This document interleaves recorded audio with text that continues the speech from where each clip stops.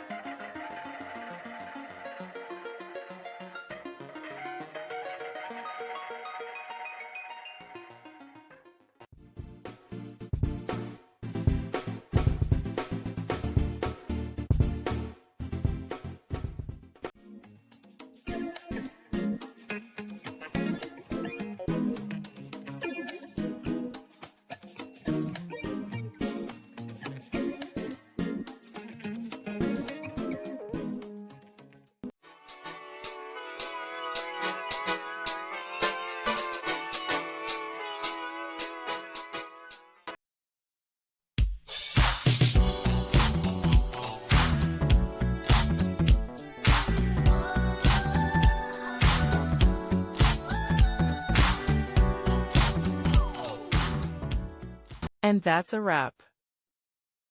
I hope you found the answer you were looking for. If you did, take a second to hit that subscribe button. It really helps out. And let me know in the comments which solution worked best for you. See you next time in the debug zone.